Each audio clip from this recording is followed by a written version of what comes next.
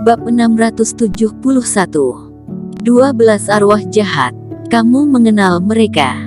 Willy juga menunjuk ke arah Natalia, Berg dan beberapa orang lainnya. Pangeran yang mulia, Tuan Qin adalah investor kita dan kami juga menjalin hubungan pertemanan yang sangat baik, kata Natalia dengan tanpa merasa malu. Aku tidak layak menjadi investor kalian, kata Erik dengan nada dingin, dan dia tidak berniat untuk menjadi orang baik di depan mereka.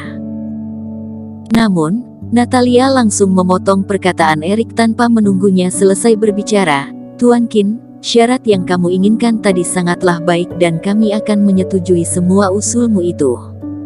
Terima kasih karena telah berinvestasi pada kami. Setelah itu, Berg segera berkata, benar, Tuan Qin sangatlah tepat dalam mengambil keputusan. Aku sangat berharap bisa segera bekerja sama dengan kamu. Berg segera mengusap keringat dinginnya dan tidak lagi bersikap sombong seperti tadi. Dia lalu menundukkan kepalanya dan berbicara dengan nada memohon. Dia segera menurunkan harga dirinya demi kelancaran drama ini. Jika drama ini gagal, maka dirinya dan Natalia juga akan merasakan dampaknya yang parah. Dia bahkan tidak tahu apakah dirinya masih memiliki kesempatan untuk berperan dalam drama berikutnya atau tidak. Oleh karena itu, dia pun tidak lagi berani meminta syarat apapun dari Erik. Begitukah? Kalau begitu, syarat yang aku inginkan tadi, kata Erik sambil tersenyum, akan disetujui semuanya, kata Berg dengan cepat. Saat ini, Erik meminta agar dirinya bisa memerankan pemeran pria utama. Berg juga tidak berani berkata apapun tentang hal ini. Kamu tidak khawatir kalau aku akan merebut pendapatanmu nantinya? Tanya Erik.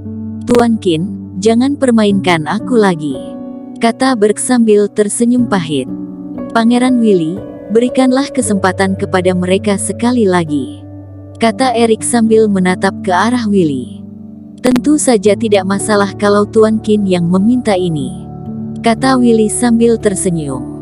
Berg dan Natalia segera menatap ke arah Erik dengan tatapan yang penuh rasa terima kasih. Dulunya, mereka begitu sombong dan sangat meremehkan Erik. Namun wajah mereka langsung terlihat begitu merah setelah mereka menyadari identitas dan latar belakang Erik yang lebih hebat dari mereka itu. Semua hal yang tidak bisa mereka selesaikan itu bisa diselesaikan oleh Erik hanya dengan satu perkataan saja. Hal ini membuat mereka merasa begitu malu. Terutama Natalia yang dulunya sering memamerkan kepada Erik tentang betapa sulitnya masuk ke dalam istana. Jika dilihat dari kondisi saat ini, Erik terlihat bisa masuk ke dalam istana ini dengan sangat mudah. Setelah Pangeran Willy beraksi, semua orang yang ada di tempat itu pun berjalan mundur. Berg kembali mengucapkan terima kasih kepada Erik dan pergi untuk melanjutkan syutingnya. Hanya saja, sebelum pergi meninggalkan tempat itu, Feoni menolehkan kepalanya beberapa kali untuk menatap Erik. Dirinya merasa Erik sangatlah misterius. Saat ini, hanya tersisa Pangeran Willy bersama istrinya, Erik, Angela dan juga beberapa orang lain di taman. Erik menatap ke arah patung Buddha yang telah diangkat kembali itu sambil berkata, sebenarnya karyawan itu telah melakukan sebuah hal yang baik. Tuan Qin, apa yang kamu maksud?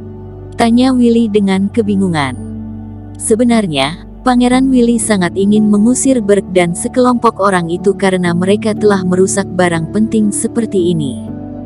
Patung-patung Buddha ini merupakan patung dengan citra jahat, kata Erik. Patung dengan citra jahat, apa itu? Tanya Angela dengan kebingungan. Terdapat unsur jahat di dalam patung ini dan aura positif serta darah segar dari orang-orang yang berada di tempat ini akan dihisap oleh unsur jahat itu secara perlahan. Semua orang yang tinggal di sini akan merasakan dampaknya jika berada di sini dalam waktu yang lama. Apakah hal ini benar? Tanya Willy dengan perasaan terkejut. Selama ini, mereka sangatlah mengagungkan patung ini dan mereka tidak menyangka kalau terdapat unsur jahat di dalamnya. Angela tidak berani mempercayai hal ini dan ia tidak menyangka terdapat unsur negatif di dalam patung yang terlihat begitu suci ini. Kalian akan segera menyaksikan kebenaran ini.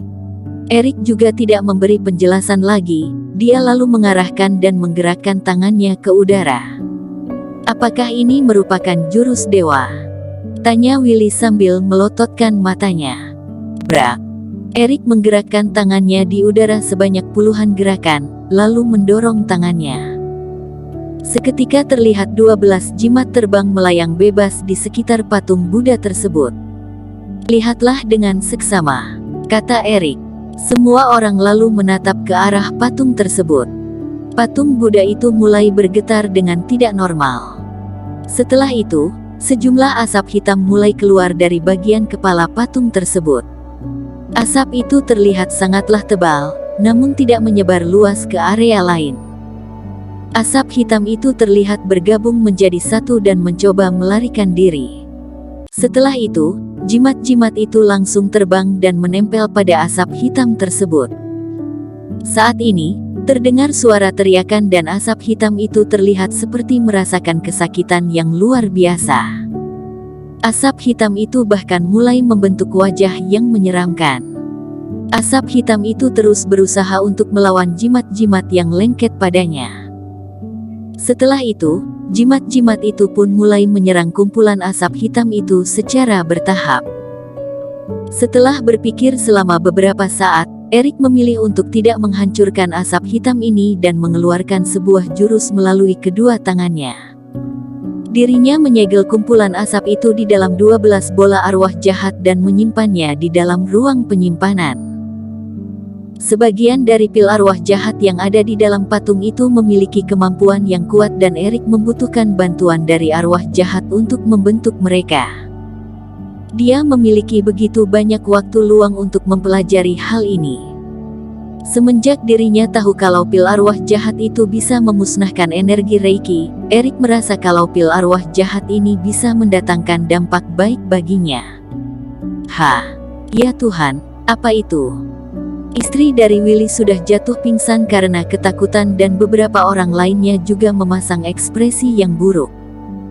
Ekspresi arwah jahat yang menyeramkan, suara teriakan bahkan aroma amis dari darah benar-benar membuat semua orang terkejut dan takut. Setelah melihat kumpulan asap hitam itu menghilang, Willy pun memberanikan diri untuk bertanya, "Tuan Qin, apakah arwah jahat itu sudah mati?" Eric menganggukkan kepalanya.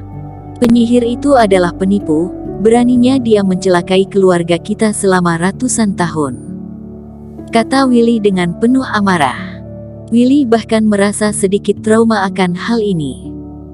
Kalau bukan karena Tuan Qin, mungkin mereka tidak akan menyadari hal ini dan tetap akan membiarkan arwah jahat itu untuk mengisap energi dari tubuh mereka.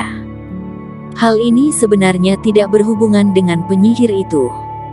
Eric lalu menggelengkan kepalanya sambil berkata, "Arwah itu memanglah sudah lama berada di tempat ini, namun belum mencapai ratusan tahun. Setelah aku telusuri, arwah itu berada di sini selama 4 hingga 50 tahun lamanya. Apakah ada orang yang melakukan hal ini setelah patung itu diletak?" kata Willy sambil menyuruh bawahannya untuk memeriksa apakah ada orang lain yang pernah menyentuh patung tersebut.